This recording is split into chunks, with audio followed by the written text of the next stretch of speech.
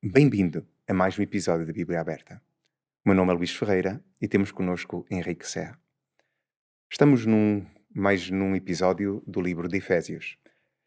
No último episódio nós pudemos ver de uma forma bastante interessante a forma de nós sermos imitadores de Deus. Se nós vivemos num mundo onde vivemos, um mundo de mal, mas onde existe também o bem, e esse bem ele propaga-se através da forma como os seus filhos, os filhos de Deus, eles vivem. No seu capítulo 4, do versículo 17, era Deus que dizia, Deus através de Paulo, que dizia: digo e no Senhor testifico, que não andeis como também andam os gentios, na vaidade dos seus próprios pensamentos. Antes, versículo 32, sede uns para com os outros benignos, compassivos, perdoando-vos uns aos outros, como também Deus em Cristo vos perdoou. Reparem que este capítulo 5, ele vai começar como sede, pois, imitadores de Deus, como filhos amados. Se perdeu o último episódio, pode recuperar, pode ir assistir através da rede Novo Tempo ou através do canal RCS da rádio.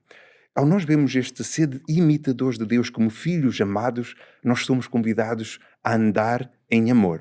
Como também Cristo nos amou e se entregou a si mesmo por nós, como uma oferta e sacrifício a Deus em aroma suave. Quer dizer que a forma como eu vivo a minha entrega, a minha preocupação com os outros, a forma como eu ajo por cada pessoa, bem na verdade, mostrar Cristo. Eu sou convidado a, como cristão, daí este nome cristão, de ser um Cristo pequeno, a ser um imitador de Cristo. A ser um imitador de Deus como seu filho amado. Na verdade, qualquer filho tenta andar de uma forma a glorificar ou a honrar o seu pai.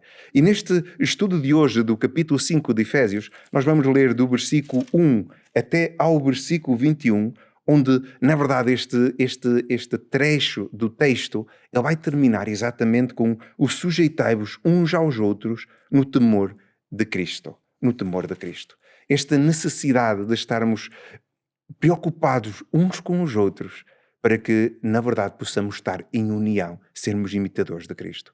Henrique, ao nós abrirmos este capítulo, nós vamos ver esta diferença, não é? Da forma como vive o cristão. E vemos aqui uma questão da luz e das trevas, esta noção pauliniana e até joanínica também do texto bíblico, desta cultura também que nos é transmitida das luzes e das trevas, este contraste. Queres nos falar um pouco sobre isso, até sobre o esquema, a organização, como está até esta Sí. parte do capítulo? Primeramente gostaría de mencionar que el capítulo 5 y el verso 1, él está junto con el capítulo 4 y último verso, el 32, porque a través de vernos como un conjunto, nos vamos a entender de que Deus nos pide ser imitadores. Após de isso, Paulo faz menção no verso 2, el andar em amor. E depois faz esse contraste entre obras das trevas e os frutos da luz, que aí vai desde o verso 3 hasta o verso 15, e depois, ao final, ele nos dá alguns conselhos para nós realmente nos diferenciar. Quais são as pessoas que andam em trevas e quienes andam na luz. Então, por isso quero mencionar, já iniciar com a leitura do capítulo 4 de Efésios e o verso 32, que está um pouquinho acima, para nos entender por que Paulo diz: sede pois imitadores de Deus. Dice: antes sedes unos para com los outros benignos, compasivos, perdoándolos unos a los outros, como também Deus em Cristo vos perdoou. E agora vem essa frase, imitadores. Imitador, eu coloquei aqui num comentário que significa Deus como um modelo, o ideal para imitar, mas é como se diz, é como reproduzir a imagem, reproduzir algo. Se Deus é um Deus de amor, é um Deus benigno e um Deus que nos perdoa, a frase al dizer imitadores de Deus, nós devemos ser imitadores de Cristo nesse sentido, no amor, na compaixão e no perdão. Diz, los unos para com los outros. E por isso é importante, como diz aqui, termina o verso 1 del capítulo 5, diz, como filhos amados. Ou seja, nosso comportamento como filhos de Deus, representantes de Deus nesta terra, tenhamos o mesmo proceder que Deus tem para com todos: amor, compaixão e perdão. E Luiz, é muito difícil quando nós olhamos isso, nos perdoar. Eu acho que é algo que se deve pedir muito a Deus é o perdão. É algo que se deve trabalhar, porque onde existem pessoas, existem problemas, existem conflitos, e assim como Deus perdoa, nos perdoou, nós devemos perdoar. Por que não? A nossas esposas, filhos, amigos, nessa dificuldade, seria bom nós praticarmos o que o Senhor nos manda aí. Sim, quando nós olhamos para esta noção de perdão, ahm, estamos aqui, se calhar, num dos maiores desafios do ser humano, não é?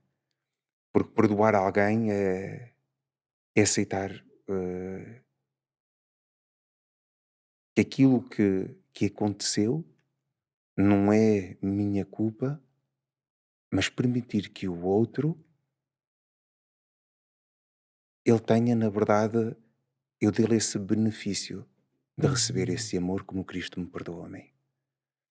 Ao ter esta noção de perdão, nós estamos sobre um dos grandes desafios, como perdoar a uma esposa ou a um marido que trai, como perdoar a um companheiro ou um colega que, na verdade, acaba por ter alguma atitude, comprometer-me, eh, o meu trabalho, aquilo que eu estou a fazer.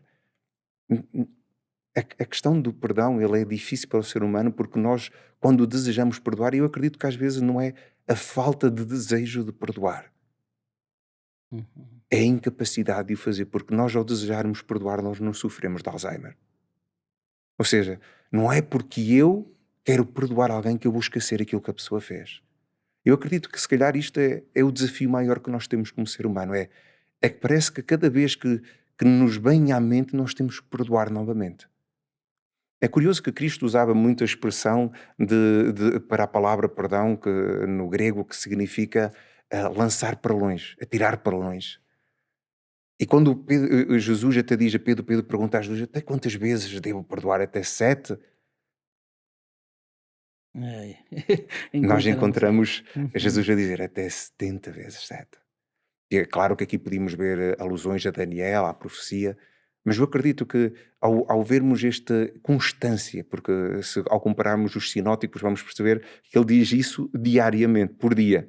Ou seja, os 70 vezes 7 não é numa vida, Claro. é, é na verdade num longo período de tempo da vida, das nossas vidas, da nossa existência.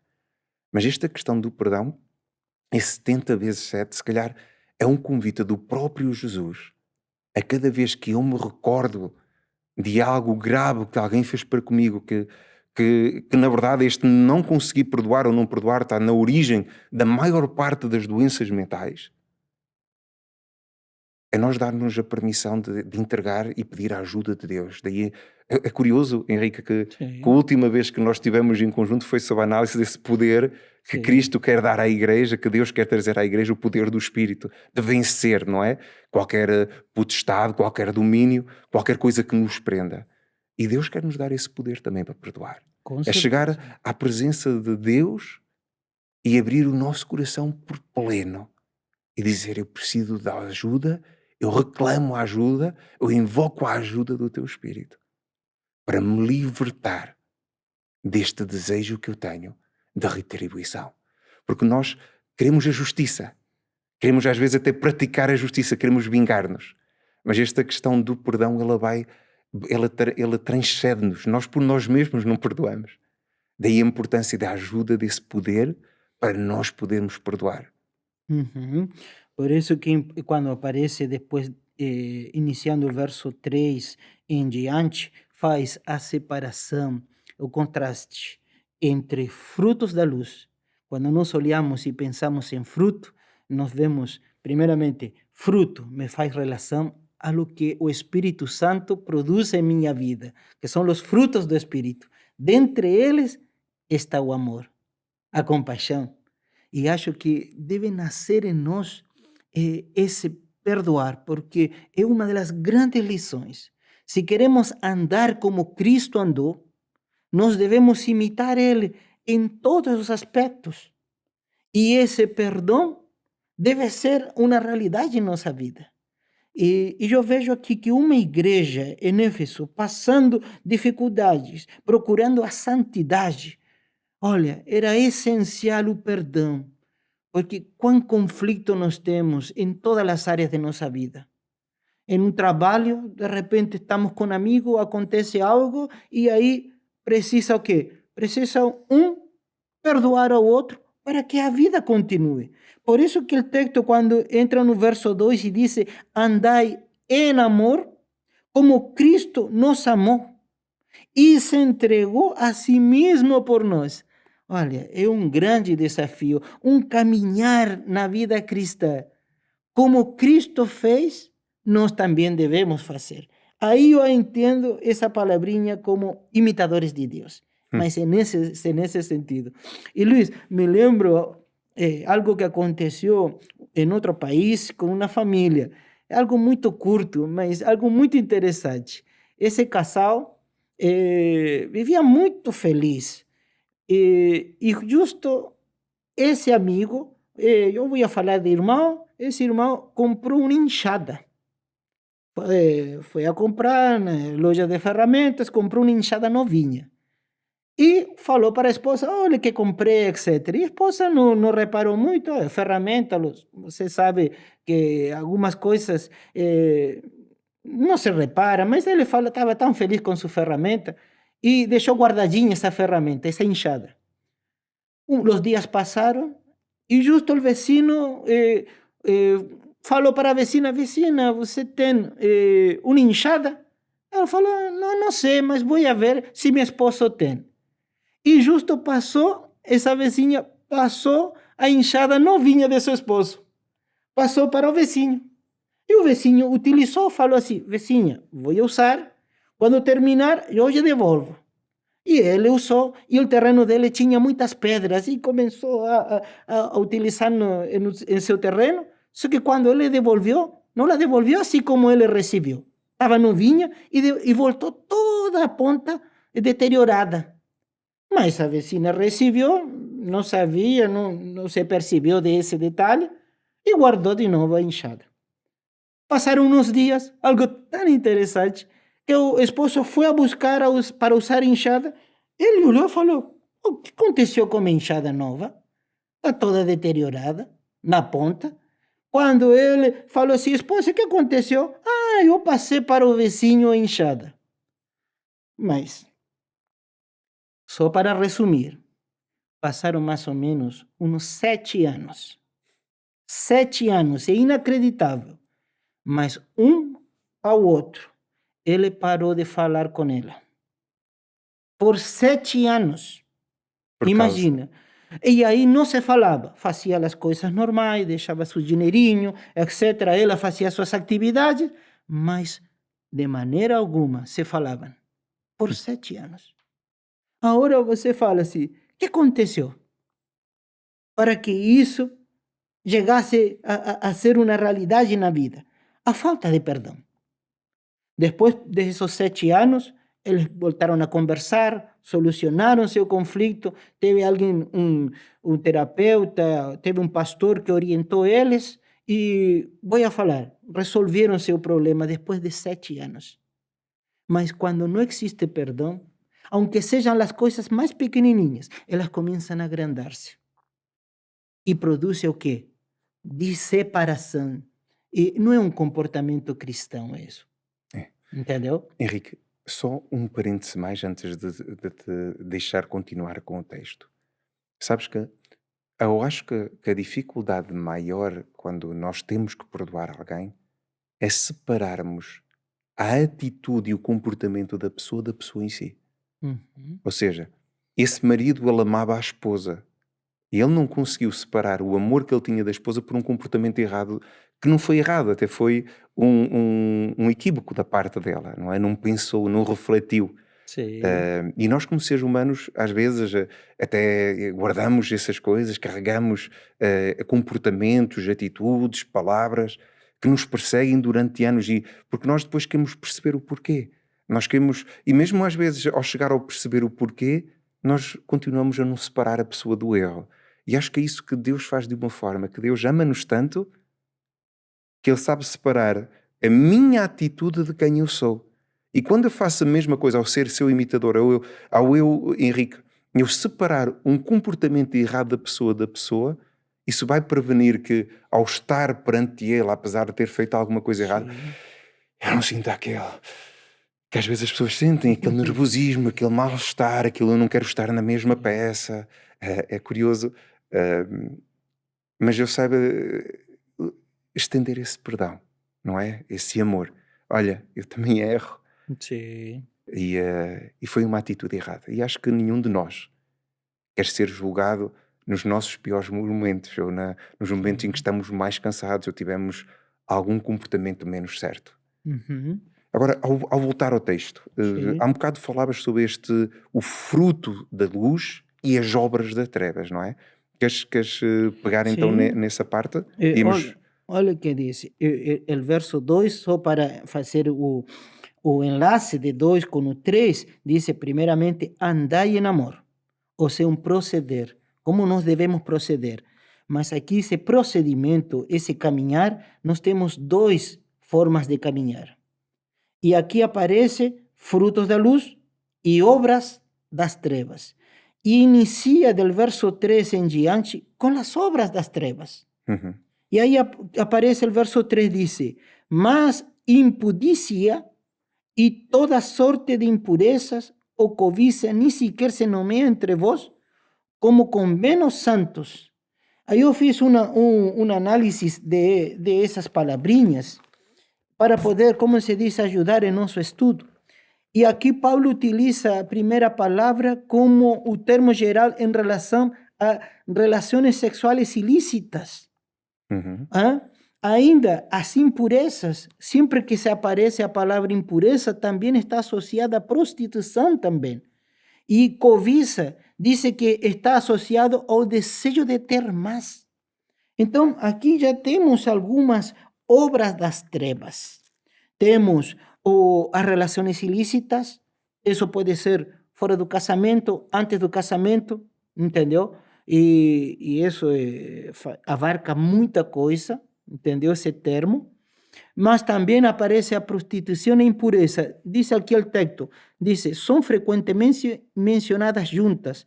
O apóstolo Paulo dá consideração do amor ao santo, para o amor ao não santificado, a fim de mostrar que os sentimentos mais sagrados podem ser corrompidos. Ou seja, um amor perfeito, santo, se ele não se torna puro, se tornará impuro. Ou uhum. seja, haverá o quê? Um deterioro, haverá, como se diz, uma modificação de lo que deveria ser. E Paulo já vai estar falando com respeito a isso. Porque imagina aí, uma cidade como Éfeso. Não é o mesmo as tentações que nós temos em cidades pequenas aqui em Portugal, mais afastada. Eu moro em uma cidade pequena, afastada. E as tentações que nós temos lá, às 6 da tarde não anda ninguém na rua. Mas se você olha uma cidade, ou Lisboa, ou Porto, cidades grandes, de repente as cidades não param. As tentações são diversas. E Éfeso era uma cidade muito importante. Então, o que acontece? Me imagino que Paulo está falando, dando um conselho e falando: olha, existem obras que são das trevas, que são estas, e mencionando elas. Para quê? Para que o povo que está congregado em Éfeso possa dar-se conta, olhar e falar assim: estas coisas não são próprias para os santos. Claro.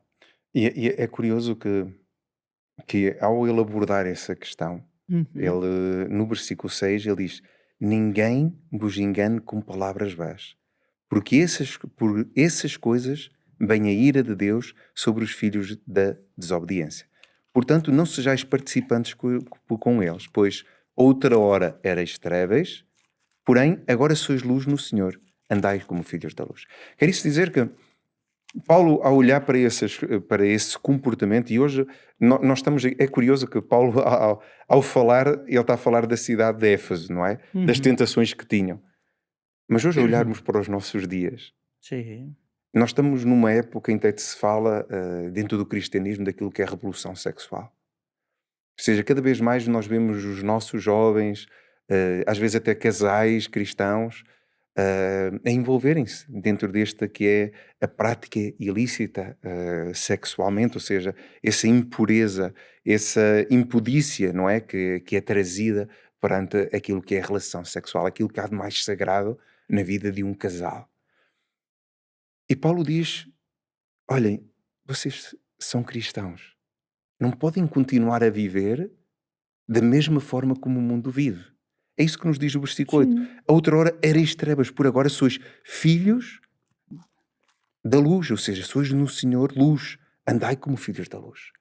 E quando nós olhamos para esta questão sexual, repara que até uma grande quantidade desta vinculação que acontece nos jovens por uma iniciação prematura sexual, hum, ela acaba por levar muitas vezes a depressões, acaba por levar a muitos casos de suicídio tão associados, porque ninguém explica aos jovens que o problema da vinculação que existe numa relação sexual, ele na verdade ele vai fazer com que mais tarde a ausência, o vazio que cria da ligação com um parceiro, porque acaba por uma pessoa que inicia um relacionamento sexual antes do tempo, ao terminar o seu namoro, o seu relacionamento com a pessoa, ao começar com uma nova pessoa, ele vai começar onde parou na outra. Quer dizer que ao Sí. ter um parceiro vai ter dois, vai ter três.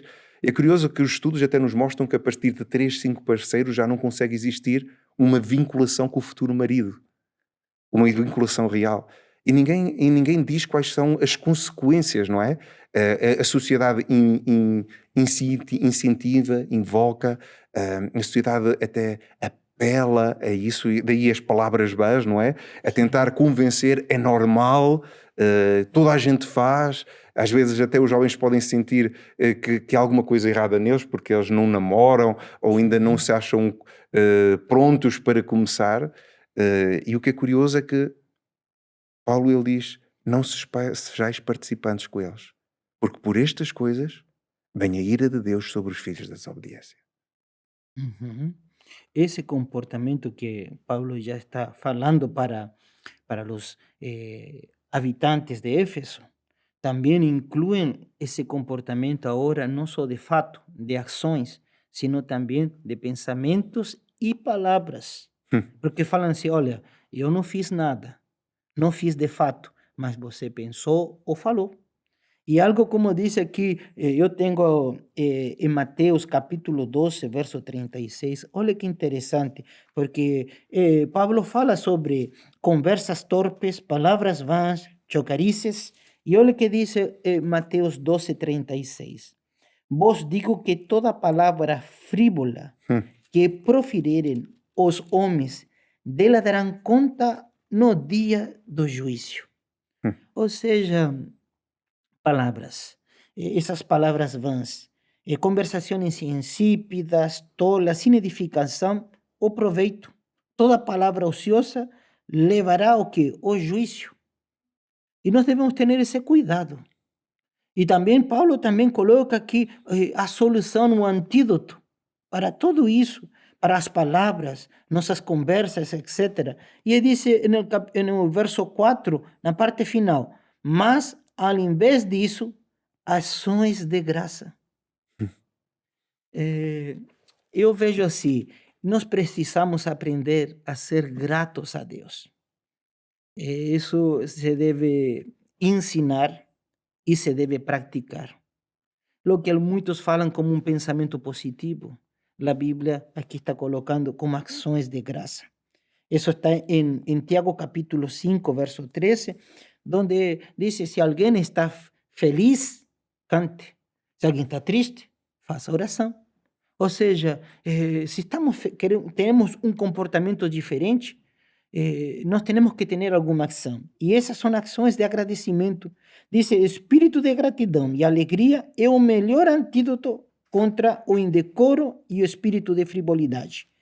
Então, eu acho assim, Luiz, que fora as práticas indevidas sexuais e também as conversas que não traem proveito nenhum, Deus tem um controle de tudo isso, sabe tudo e levará a juízo, como diz o texto bíblico. Mas nós, para evitar isso, essas tentações, esses problemas, porque podemos estar em um grupo de amigos e de repente conta uma piada, fala alguma coisa aí, e você dá risada e comparte com eles. Disse Deus: olha, esse não é o procedimento, não é o testemunho, não é o andar de um cristão. O que você deve fazer? Agradecer a Deus. Se afasta deles. Agradece a Deus. Como você mencionou, Luiz, aí, nós somos filhos de luz. Nós somos filhos das trevas. Tem que haver uma diferença na vida de um cristão com um não cristão. Hoje se quer misturar as coisas. Muitas pessoas não querem ser diferentes, querem ser todos iguais, querem fazer parte de um grupo. Mas aqui a Bíblia é muito clara. Olha, andeis como imitadores de Jesus. Jesus foi diferente.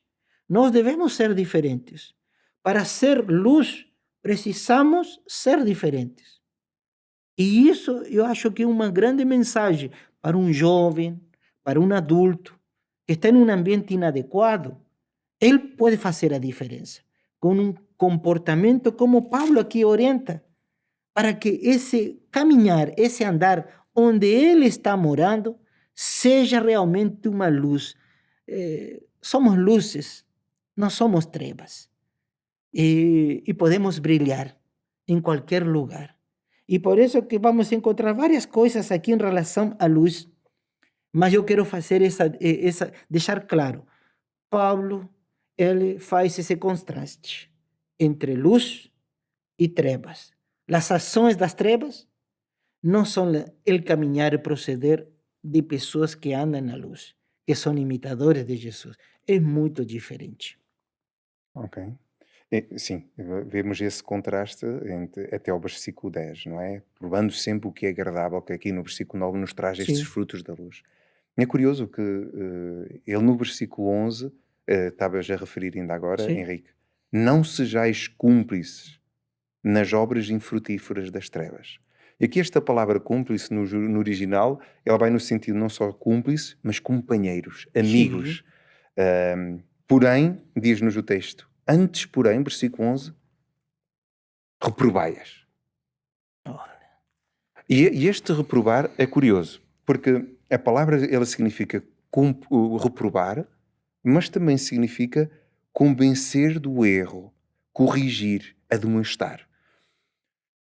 Quer isso dizer que quando eu vejo alguém a ter um comportamento, eu sou convidado a participar em alguma coisa que não é lícita ou não é correta, eu sou convidado a ter uma ação diferente, ou seja, a não me envolver.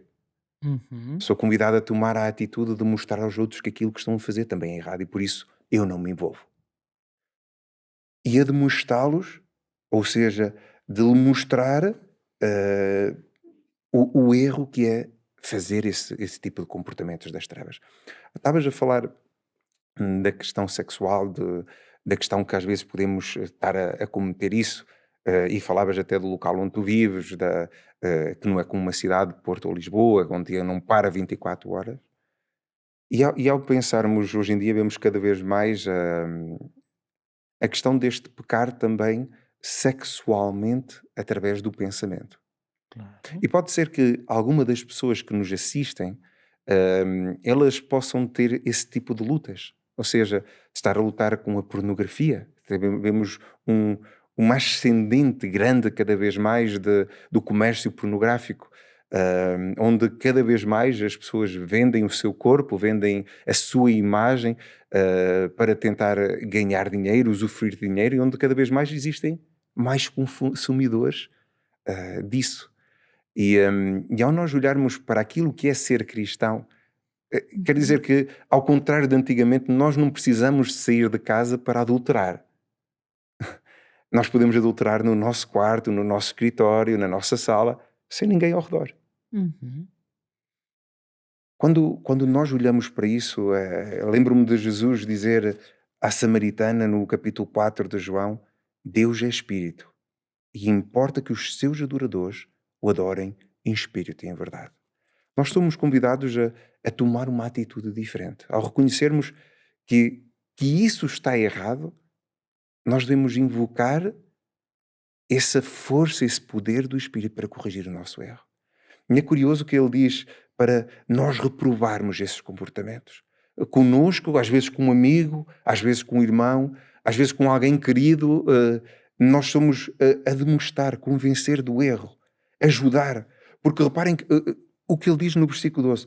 Porque o que eles fazem só em culto, o só referir é o quê? É É vergonha. vergonha.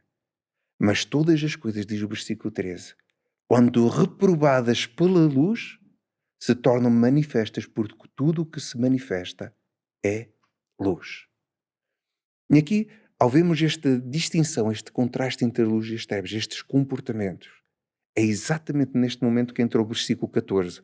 Um apelo de Paulo a dizer: desperta, ó tu que dormes, levanta-te de entre os mortos e Cristo te iluminará. Eu sei que isto está num contexto aqui até ao versículo 16, mas antes de chegarmos até ao 17, antes de chegarmos aí, eu só queria pegar aqui nesta imagem de nós termos consciência de que nós estamos errados, que nós estamos a cometer algum tipo de comportamento, de atitude que não está certa na nossa vida.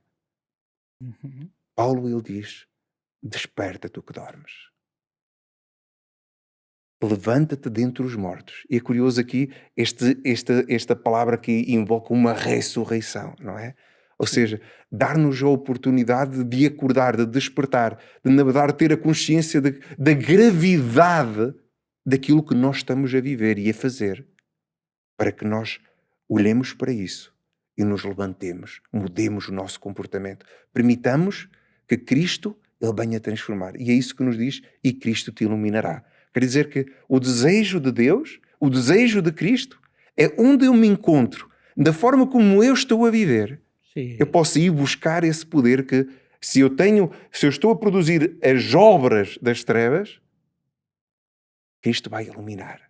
E quando Ujú. nós chegamos a um quarto completamente, a um lugar completamente escuro, nós carregamos no interruptor e a escuridão desvanece. E é isso que Cristo quer fazer na minha vida, na nossa vida, de trazer a luz, transformar o nosso viver. Luis, yo también quiero resaltar en relación a eso, esa reprobación. No quiere decir que solamente reprovemos a través de palabras, porque muitas pessoas podem mostrar, falar o pecado pelo nome, Isso às vezes até é uma mostrar grande assim. falta de Deus quer um comportamento, como está o texto aqui, antes andeis. Se nós entendemos que devemos ser imitadores do Senhor em amor, em compaixão, em perdão, esse procedimento nos vai imbuir nosso homem interior, de tal maneira que muitas vezes vamos olhar situações erradas, mas nós não precisamos dizer: oh, você se equivocou. Muitas vezes nós, ao proceder de forma correta, a luz dissipa as as trevas. trevas. E eu Exatamente. creio que Paulo está apontando isso e Uhum. está dizendo: irmãos, vamos a despertar. Você que está dormindo, faça a diferença. Mostre um comportamento diferente. O comportamento das trevas está aí. E o comportamento da luz está à disposição. Nós devemos nos comportar de tal maneira que isso seja um testemunho. Por isso é importante essa parte, colocar e entender que Cristo quer morar em nossa vida e a presença de Jesus em nosso coração vai transmitir essa luz. Que o texto diz, e Cristo te iluminará, o verso 14 no final. Ou seja, o amor que nós estamos recebendo de Cristo vai ser um motivador Vai nos transformar. para ajudar as pessoas. Porque se uma pessoa está em erro e você chega para corrigir e você fala, você está errada, usualmente qual é a resposta daquela pessoa? Uma A reação. pessoa, uma reação, entendeu? Contrária a que você quiser, a lo que você quer para ela. Mas quando você chega de forma amorosa, entendendo a situação, porque se alguém está cometendo um erro, nós temos que olhar não só o que você está vendo, sino olhar um todo para poder auxiliar essa pessoa. E tem que ser com amor, não Com é? Com um amor, com espírito certeza, de sim. reprovação, com um espírito de, olha, isto está errado, isso de julgamento, não é? Daí o convencer, não é? De mostrar. E a verdade é que quando alguém chega para nos repreender, se nós notarmos que essa pessoa quer o nosso bem e não está ali para nos julgar, nós aceitamos, se calhar aceitamos mais facilmente a reprovação. Reprovação, Sim. se calhar, é uma palavra até forte, não é? Que é mesmo tomar uma posição. E aí eu acredito que, como tu dizias, que tem mais a ver com o nosso contraste, não é? O nosso comportamento face. Sim. Mas ir no sentido de convencer a pessoa do erro. E convencer é uma atitude de carinho, uma atitude de mostrar porque é que isso está errado. Eu tenho os meus filhos e eu percebo que é mais fácil para nós darmos ordens e orientações do que, na verdade, como pai, estarmos a explicar o porquê. Mas a verdade é que sem as compreenderem o porquê vão continuar, apesar de nós Sim. dizermos o contrário, a fazer a mesma É coisa. verdade. E é isso que, na verdade, aqui Paulo ele nos convida a fazer. E repara que logo o versículo 15, que agora vamos Sim, pegar na na imagem, parte não é? B, sim. Portanto, diz Paulo, vede prudentemente como andais, não como néscios e sim como sábios. E é curioso que aqui a palavra néscios, no grego, ele é a palavra asófos, ou seja, a palavra a no Sim, grego, antes de alguma palavra, é a ausência de. Ou seja, a palavra ateu, ateus, ou seja, teus de Deus, ateu é alguém que não acredita na existência, ou seja, a ausência de Deus. E quando chegamos a sófos, estamos a falar de uma palavra de Néscio, a falar de uma palavra a ausência de sabedoria, ausência de conhecimento. Por isso é que há este contraste entre o asófos e o sófos, entre os sábios e e os os não sábios, ou necessários. ausência total de Sabedoria. sabedoria. Ou seja, daí esse convite a vermos, portanto, diz Paulo, e esta é a ligação, vede, olhai. Esta palavra, este contraste entre o andar e o ver, prudentemente, com muita atenção. Olharmos para a nossa vida, tomarmos uma atitude de circunspecção. E nós podemos olhar para nós, para o nosso percurso, para a nossa vida e dizer: onde é que eu estou? Onde é que eu me encontro no meu caminho com Deus? Se Sim. calhar algo que nós não fazemos Uhum. recorrentemente. Daí a importância, se calhar, da oração, a ser mais até do que um falar coisas para Deus, de pedir, mas também de nós nos permitirmos ouvir a Deus e encontrar-nos em Deus. Sim, sim. E por isso vejo também aqui no texto, depois de lo que mencionaste, Luis, aí, de como nós devemos andar de forma sábia e de forma necia, esse contraste. Olha o que diz o verso 16, aqui são os conselhos. E diz: remit o tempo, porque os dias são maus. É interessante essa revisão do tempo. Eu vejo assim que o termo remite o tempo literalmente diz comparando para vós todos o tempo oportuno. Isto é, aproveitando ao máximo cada oportunidade. E obrigação e privilégio que todo cristão aproveita cada momento do tempo para grandes e nobres propósitos. Remir o tempo é mais que simplesmente se abster da ociosidade ou de atividades frívolas. A pessoa não é boa apenas porque não é má. Assim como Cristo, o crente também precisa tratar os negócios do Pai, buscando ativamente as oportunidades para fazer o bem. Olha que interessante. Nós vemos esse remir do tempo não um momento só para ficar tranquilos, sino para entender os tempos que nós estamos vivendo e também o tempo que nós temos para fazer coisas positivas. Hum. Porque as pessoas dizem, não estou fazendo nada mal. mas não está fazendo a diferença. E não está fazendo nada de bem. Não está fazendo nada de bem. E estamos numa altura em que, repara, há uns anos falava-se da quantidade de tempo que as pessoas passavam à frente da televisão. Depois dos jovens, o tempo que estavam a jogar e, na verdade, a não jogar, e faziam a comparação do tempo que gastam e desperdiçam. Aqui, quando fala remir, estamos a falar do resgatar, redimir, não Sim, é? Nós não podemos comprar o tempo que já passou. Não já podemos foi. voltar atrás e trazê-lo para a frente. E é curioso que na sociedade onde nós vivemos, se isto fazia sentido na altura de Paulo, nós vemos que o tempo de oportunidade, este remir o tempo, leva-me a procurar, na verdade, eu ver a forma como eu estou a utilizar cada momento da oportunidade. Uhum. Facilmente nos nossos dias, com as redes sociais, com os telemóveis, nós perdemos o tempo, nós gastamos o tempo. Na verdade, nós destruímos. Ou antes, eu diria, nós autodestruímos com o tempo, não permitindo que esse tempo seja usado em um sentido bom, de fazer algo proveitoso.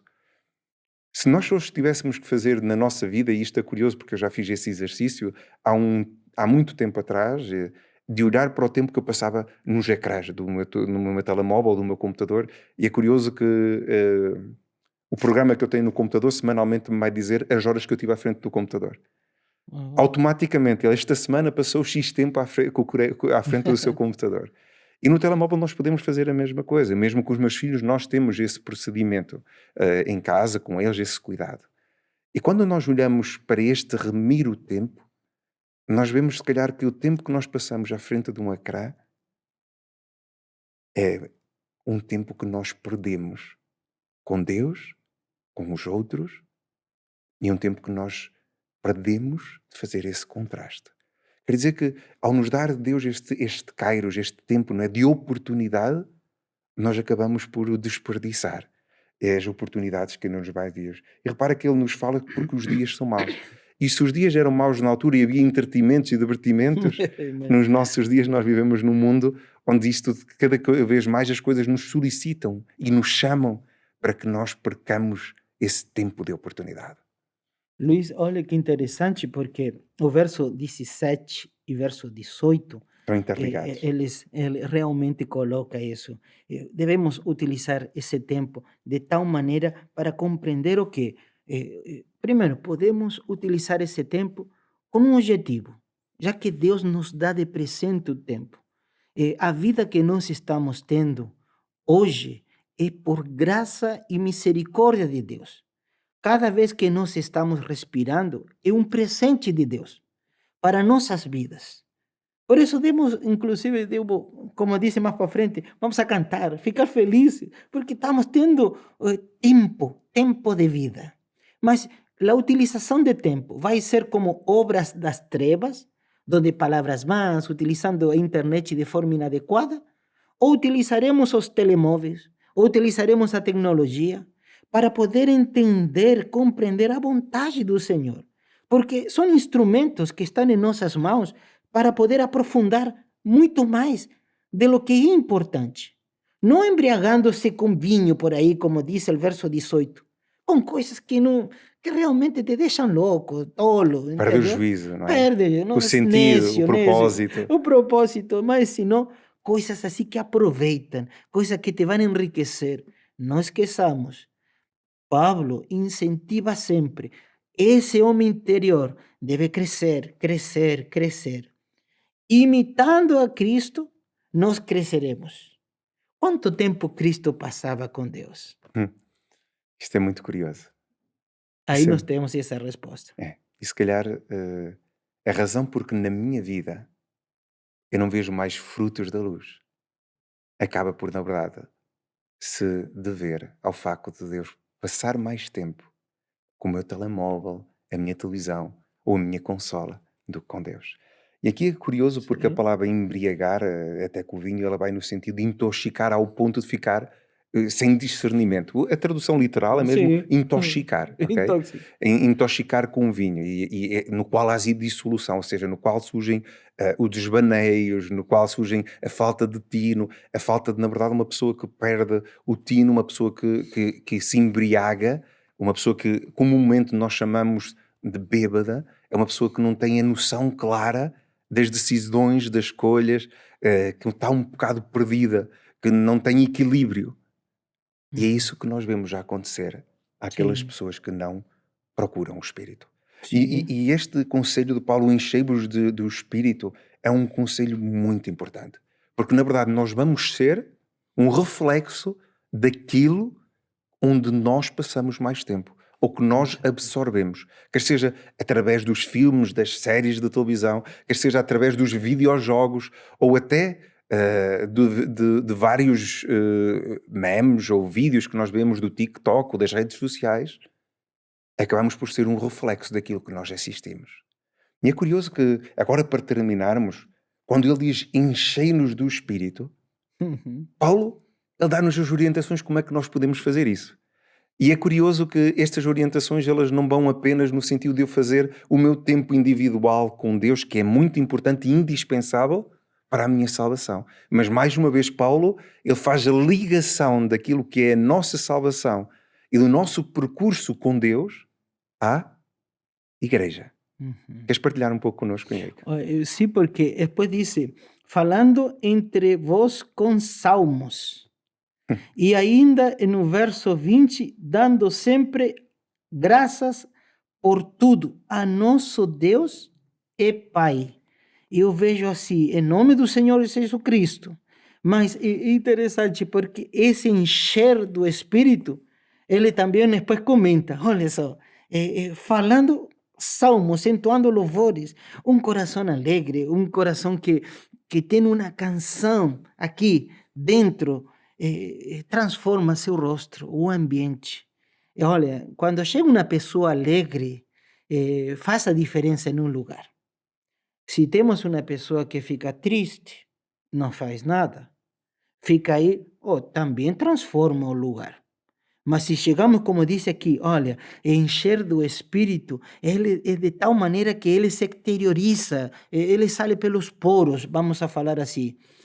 Você demonstra que tem Deus em seu coração. E quando está com Deus no seu coração, você transmite isso com cantos, Hum. com alegria, com um pensamento positivo. Eu não vejo um cristão verdadeiro que só fala coisas negativas. Hum. Um cristão verdadeiro que procura Deus, enche-se de Deus em seu coração, começa a ter só motivos de agradecer, agradecer, agradecer. E isso é transmitido através de cantos, de conversações, de um convívio, de um ambiente alegre. E eu vejo aqui, por isso termina, dando sempre graças por tudo a nosso Deus Tu e sabes, Pai. eu tenho um amigo querido que nesta altura está a passar uma fase muito complicada na sua vida com um cancro. Já vem a lutar com alguns problemas de saúde ao longo dos anos e eu tive o privilégio de o conhecer o ano passado, de ter vários momentos com ele, e muito especiais até há algum tempo atrás, Sim. e é algo que me marca muito, sabes, Henrique? É que cada vez que eu estou com essa pessoa, esse amigo, ele procura sempre agradecer por alguma coisa. E Extraordinário. no meio do período mais negro da sua vida, tu vês-o a sorrir, a dizer: eu estou grato, Luís, porque tu estás aqui. Eu estou grato porque tomaste cuidado de estar comigo. Eu estou grato por aquilo que Deus me dá. E estou grato porque no meio de tudo isto eu não estou sozinho. Deus está comigo. Eu sinto até a presença da sua igreja ao meu lado neste instante. E é curioso porque nós, a sociedade, ela ensina-nos desde pequenos a ter expectativas. Se calhar até nós culturalmente, como pais, fazemos isso com os nossos filhos. E isso cria muita ansiedade nos nossos filhos. Vemos cada vez mais uma sociedade ansiosa. Crianças ansiosas com os resultados dos testes, com os amigos da escola, com os professores. Eh, e esta criação de expectativas ela traz tudo menos o agradecimento. E Paulo ele Uhum. diz: Olha, em tudo dás graças. Entendo. E é isso que muda completamente eu estar reconhecido daquilo de bom que se passa durante o dia, de eu simplesmente nem me aperceber do bom e apenas me recordar nas coisas que me fazem moça, que na verdade me magoam. Claro. E Paulo, ele diz-nos, como tu dizias, falando, entoando, louvando. É curioso os verbos, Sí. dando graças. E ele termina. Ele diz-nos, dando graças por tudo, a nosso Deus e Pai, em nome do nosso Senhor Jesus Cristo. E ele termina aqui com algo que é muito interessante, para terminar mesmo. Ele diz, sujeitai-vos uns aos outros no temor de Cristo. E é curioso que esta palavra ela tinha dois usos. O seu uso primordial de sujeitai-vos ele tem um uso militar, onde existe uma grande, um grande exército que está sob a liderança de um Uma pessoa. só homem. Mas quando fala no sujeitar na outra vertente, ele vai no sentido de eu, de uma forma, ter uma atitude voluntária de dar, de entregar, de devolver. Ou seja, quando Cristo diz sujeitai-vos uns aos outros no temor de Cristo, quando Paulo nos diz isto, ele está-me a dizer para eu voluntariamente aceitar o outro onde está. Não querendo ser superior, como a cultura nos ensina, nós Sí. temos que ser os melhores. Mas contentar-me no lugar onde Deus Ele me coloca. Aceitar aquilo que Deus me dá. E repara que se nós olharmos para isso, para este fecho total, quando ele diz ser depois imitadores de Deus como filhos amados, é este contraste entre a luz e as De trevas. trevas. Nós vamos ver que esta amargura, esta cólera, esta ira, estas inimizades, esta gritaria, estas blasfémias, toda a malícia, esta questão do perdão, de ser benignos, compassivos, ela vem deste imitar a Cristo. Quando Amén. nós nos sujeitamos. Cristo sujeitou-se à vontade do Pai. Cristo sujeitou-se até à vontade dos homens a morrer por nós, para nos salvar. Sí. Luis, vejo assim a experiência de tu amigo. Ele se sujeitou a que o que está passando é vontade do Senhor, porque nada acontece nesta terra sem que Deus o permita. Sim. En Isso não quer dizer que seja a vontade de Deus que nós passamos dificuldade, eu não é? digo É assim, uma forma de é expressar. uma forma de Sim, expressar. sim, sim. Mas que quero dizer também? Que a luz que ele tem, olha só, as trevas são dissipadas, como diz aqui. Quando nós temos alegria, nós temos esse amor, ao ser apresentado, se nota essa diferença. Você faz o que faz, como diz o texto aqui, a tua luz brilhar. E quando a luz que nós estamos mostrando, que é por meio de Cristo, porque Cristo que nos ilumina, as trevas elas são afastadas. Muito bem, Henrique. Se está a viver um período difícil na sua vida ou se está a lutar com algum vício, se na verdade está a pensar no seu relacionamento com Deus à medida que nos escuta, recorde-se que quando dele diz desperta tu que dormes, levanta-te dentre os mortos e Cristo te iluminará. Vede prudentemente como andais. E é curioso que o texto ele leva-nos a procurar não tanto a minha opinião, a minha vontade, mas ele diz-nos procurando saber sempre, versículo 10, aquilo que é agradável ao Senhor. E é na verdade quando eu permito que a vontade de Deus ela seja superior à minha vontade que torna o sentido da sabedoria que aquele Espírito ele me quer trazer. Não perca o próximo episódio da Epístola de Paulo aos Efésios.